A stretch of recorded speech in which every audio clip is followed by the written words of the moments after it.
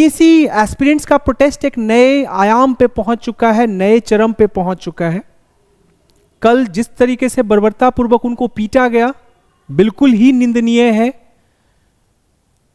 इसके बारे में सोच रहा था तो कृष्ण की चेतावनी याद आती है। रामधारी सिंह दिनकर कहते क्या हैं, कृष्ण भगवान जाते हैं दुर्योधन के पास समझाने के लिए, 5 ग्राम की बात मांग करते हैं। तो उस समय कृष्ण को दुर्योधन, उस समय रामधारी सिंह दिनकर लिखते हैं, दुर्योधन वह भी दे न सका, आशीष समाज की ले न सका, उल्टे हरि को बांधने चला, जो असाध्य था साधने चला। जब नाश मनुष्य पर छाता है, पहले विवेक मर जाता है। यही कुछ हाल बिहार पुलिस के साथ हो रखा है। बच्चे शांतिपूर्वक प्रोटेस्ट कर रहे थे। बीपीएससी भारत के विभिन्न अंग से बाहर नहीं है। बीपीएससी भवन के बाहर बैठना कब से जुर्म हो गया।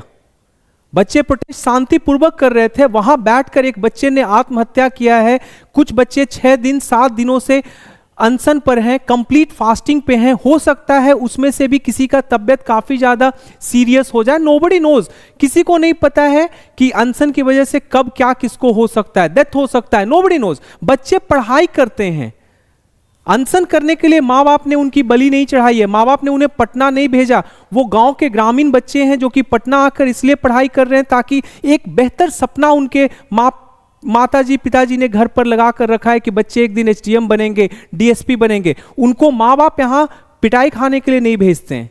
वो बच्चा शांतिपूर्ण ढंग से आपके पास आता है, आप अपनी समस्याओं को बताता है, समस्याओं को अवगत कराना चाहता है। आप अवगत ना होकर उन पर लाठी चार्ज करवाते हैं। भैया ये कहाँ का कौन सा न्याय। मुझे पॉलिटिकल साइंस का टीचर हूँ, इकमैन इन जेरूशलम हमेशा से पढ़ाता था। हैना अरेंट का किताब है इकमैन इन जेरूशलम।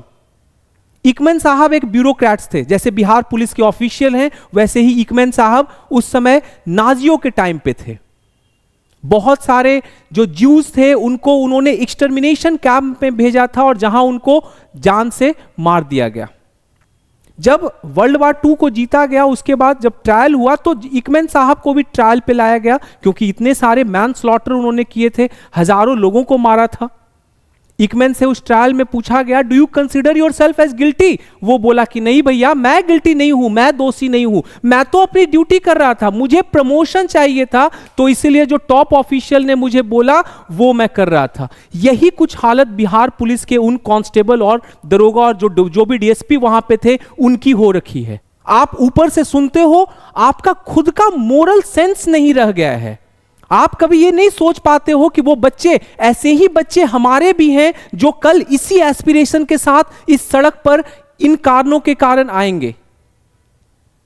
बहुत सारे ऐसे बच्चे हैं, कभी आप भी डीएसपी बनने के पहले, इंस्पेक्टर बनने के पहले, कांस्टेबल बनने के पहले, उसी प्रक्रिया के थ्रू आपको भी पता है कि ये सिस्टम कॉमन आदमी के लिए कितना गंदा है। और अगर बच्चा शांतिपूर्वक प्रोटेस्ट कर रहा है, उनका तो बस 3 डिमांड है भैया कि क्वेश्चन का स्टैंडर्ड क्यों गिराया गया। पहला डिमांड ये है, अगर ढंग से परीक्षा नहीं ली गई तो क्यों नहीं ली गई। अगर लीकेज, अगर कुछ बच्चे बोल रहे हैं कि क्वेश्चन लीक हुआ है तो वो तो जांच का विषय है। और तीसरा डिमांड है कि री एग्जामिनेशन कंडक्ट कराया जाए। भाई एग्जामिनेशन ज्यादा इंपॉर्टेंट है, बीपीएससी ज्यादा इंपॉर्टेंट है या स्टूडेंट्स का डिमांड? ये सोचिए, खुद ये सोचने वाला विषय है। आप स्टूडेंट्स के फ्यूचर को किधर लेकर जाना चाहते थे? हमेशा से कलाम साहब बोलते थे कि students are future of the nation. Bihar में, बिहार का अतीत ही बहुत ही अलग बनता जा रहा है। एक समय था जब हम नालंदा के लिए जाने जाते थे, आज समय ये आ गया है कि टीचर्स का प्रोटेस्ट होता है, टीचर्स पिटते हैं। हर एग्जामिनेशन में leak after leak, leak after leak, एक नई रियलिटी बनकर उभर कर आई है। वही यूपीपीसीएस, जिसमें वही बच्चे जो बीपीएससी ऑफिसर जैसे बनते हैं वैसे ही उत्तर प्रदेश में वैसे ही ऑफिसर बनेंगे, वहां एसडीएम बनेंगे, वहां डीएसपी बनेंगे। मजाल है कि कोई उस यूपीपीसीएस पे क्वेश्चन उठा सकता है। इतना स्टैंडर्ड, इतना बढ़िया क्वेश्चन यूपीपीसीएस ने बनाया कि कुछ कहना ही नहीं था। किसी एक बच्चे ने वहां क्यों नहीं क्वेश्चन किया? आप खुद क्यों नहीं सोचते हो? आप क्यों नहीं इंट्रोस्पेक्ट करते हो कि आपके यहां ये क्यों हो रहा है? क्यों 4 लाख बच्चे हर बार फॉर्म भरते हैं और उनको यह पता चलता है अगले दिन कि पेपर लीक हो गया? उसमें उस बच्चे की क्या गलती है? तो अपनी नाकामियों को छुपाने के लिए आप लाठी उठवाओगे, बच्चों को पिटवाओगे। अब सोचो बिहार का भविष्य किधर जाएगा। बहुत लोग बोलते थे, मैं बिहार में आने के पहले दिल्ली में पढ़ाई करता था, अमेरिका में पढ़ाई करता था, बहुत लोग बोलते थे भाई यहां से ब्रेन ड्रेन होता है, बाहर जाते हैं, तुम वापस क्यों आ रहे हो।